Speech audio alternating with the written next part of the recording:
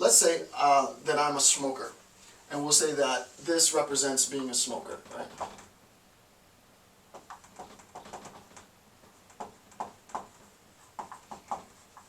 Right? And then let's say that this represents quitting smoking.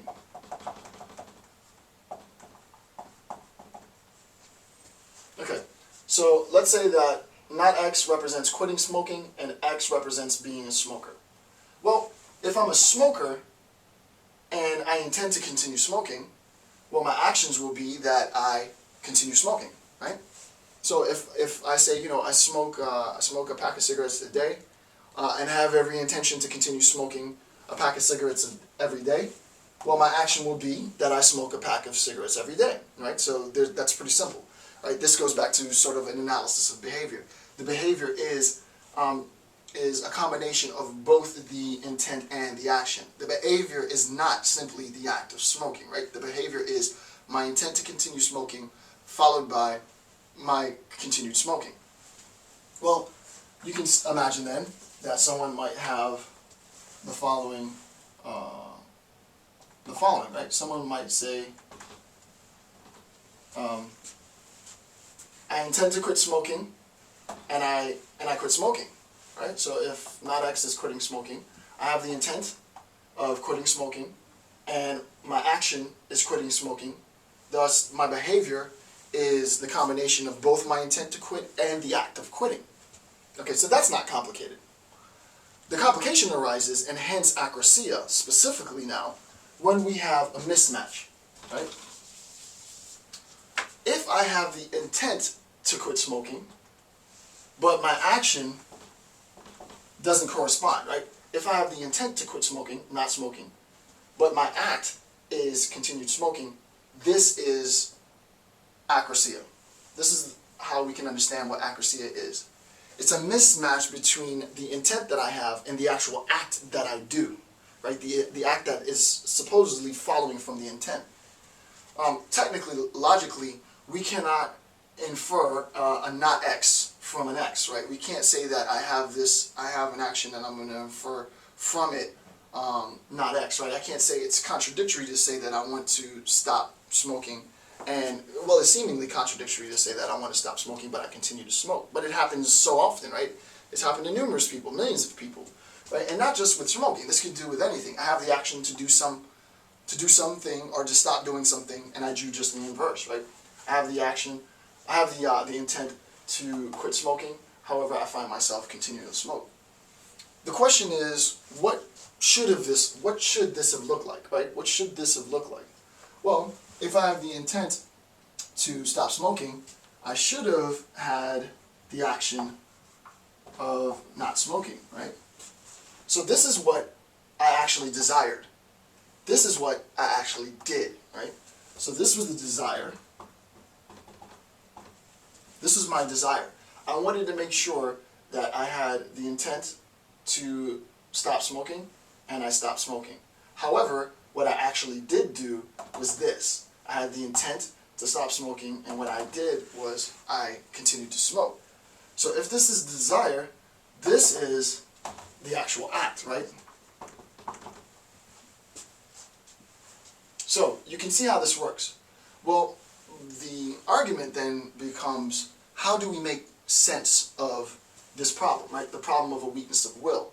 Because it doesn't seem that this follows, right? It doesn't seem that we can say that an individual has an attempt to quit smoking, but the action is a continuance of smoking, right? It doesn't seem that that follows.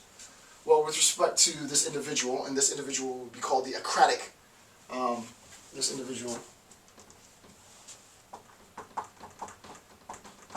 A-K-R-A-T-I-C, this individual would be called the Akratic individual. You are acting akratically in your act. The Akratic individual has the desire to stop but continues, right? This desire never manifests. It's nothing more than desire, so it should be like perforated maybe, right? So that this desire never manifests. This is actually what manifests. The question then becomes, well, what was the nature of both the intent and the action? right? What was the nature of both the intent and the action? So the next phase then is to analyze both the intent and the act.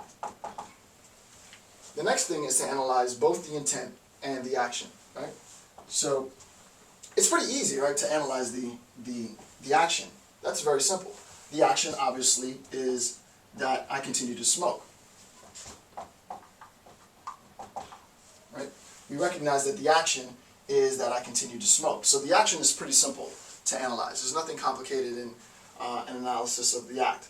What becomes difficult is the intent. And the question is, who is doing this analysis of the intent? And the individual that's doing the analysis of the intent is the individual, is the person, right?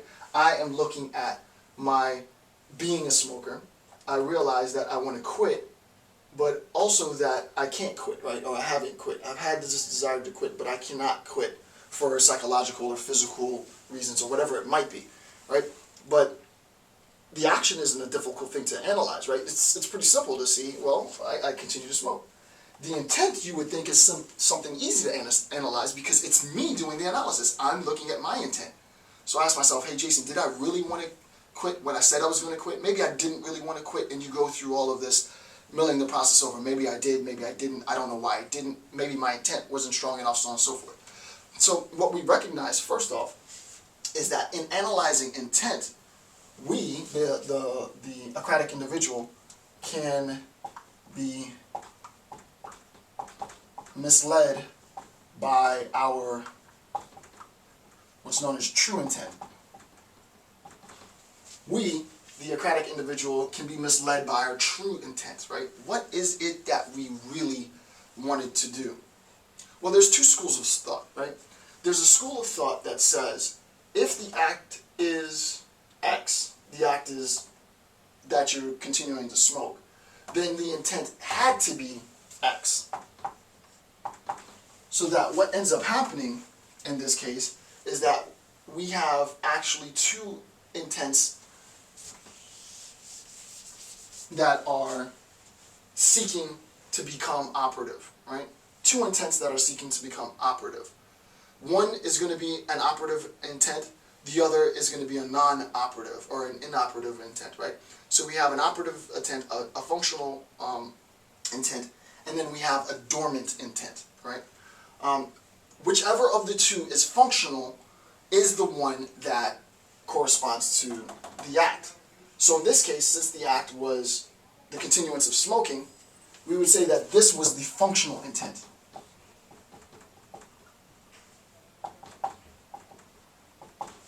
We would say that this, X, we would say that X was the functional intent. What was actually doing the function? That functional intent was my desire to continue smoking. Now the question is, we recognize that that's what might be functional, right? Sort of in the recess of my consciousness, right? It might be the fact that I actually do want to continue smoking. However, I might not have been aware of that, right? I might not be aware that that's my true desire, right? I might not be aware that my true desire is to continue smoking. I don't want to quit, right? So though it may be functional, I may be unaware. Functional and unaware. A-W-A-R-E, right? So that X was functional and unaware, right? It was functional. That means it was operative. It's the driving force behind my intent, and thus my action corresponded, right?